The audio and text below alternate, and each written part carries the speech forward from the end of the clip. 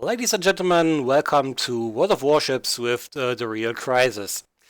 This is the first episode of my Facts and Thoughts videos where I will talk about my personal experience with certain games, as well as sort of a beginner's guide for those who have finished the tutorial, or whatever qualifies as that, and are on their way through the levels or tiers the game features.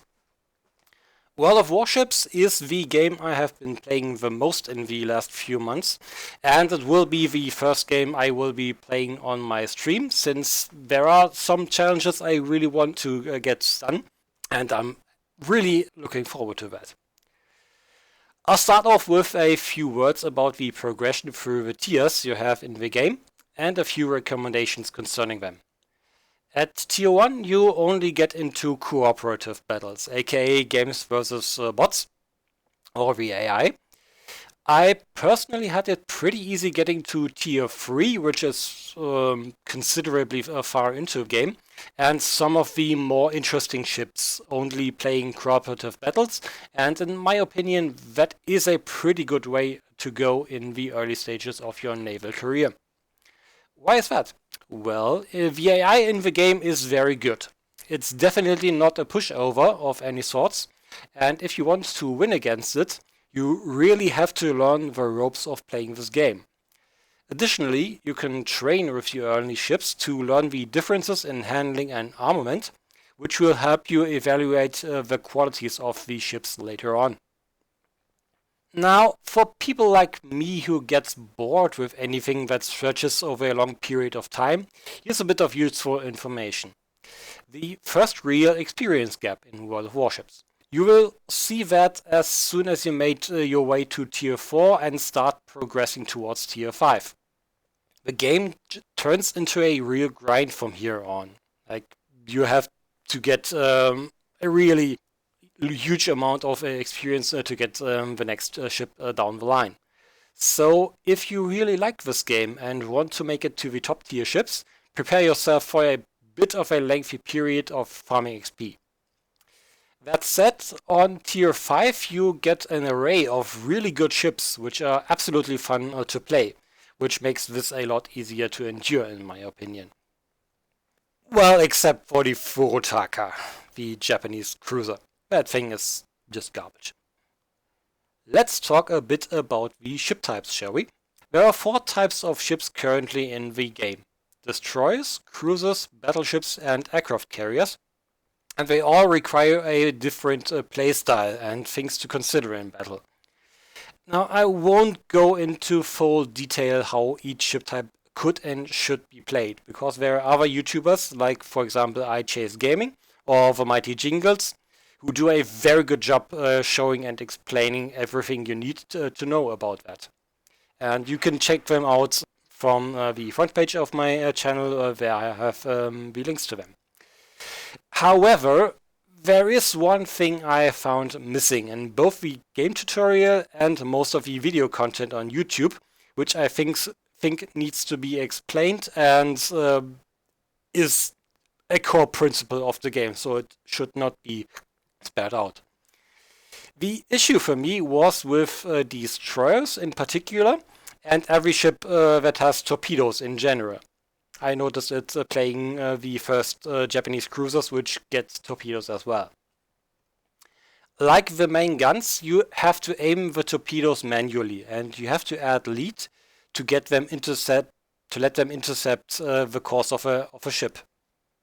But since torpedoes are a lot slower than artillery shells, you have to calculate the lead angle different to your gun aim. That sounds more difficult than it actually is, because the game designers added a nice little aiming feature for torpedoes in World of Warships. It is a white cone representing the selected spread of your torpedoes, which tells you exactly where to aim your torpedoes for the target ship selected in your UI. Strangely enough, this is not mentioned anywhere in the in-game tutorial, which I think it should, but there you have it. Last but not least, there is one other thing considering ship types in World of Warships that I'd like to talk about.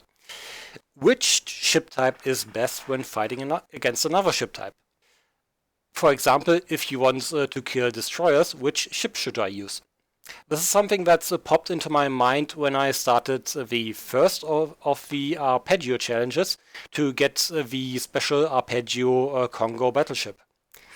The first part of that challenge was to sink 30 cruisers, then shoot down 150 airplanes, and finally inflict 1 million damage points of any kind.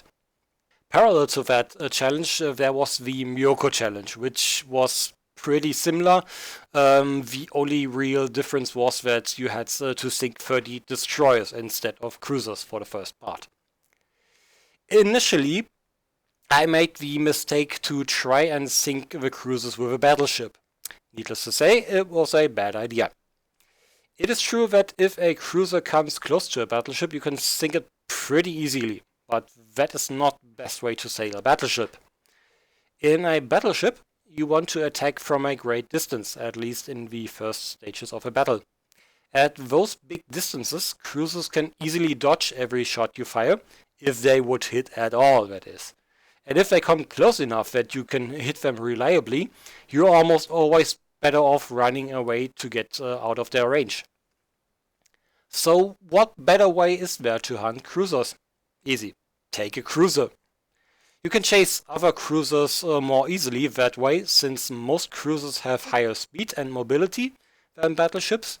And what's most important, you have a much higher rate of fire, as well as better accuracy, and in many cases torpedoes as well. When it comes to hunting destroyers, the answer is also cruisers, since that's what they were designed for anyway, historically. Now let's have a quick look at the other two parts of that challenge. At this point it is really just a numbers game. You will want to get a consistently high number of planes shot down or damage points every match. For aircraft kills, the best way is a carrier.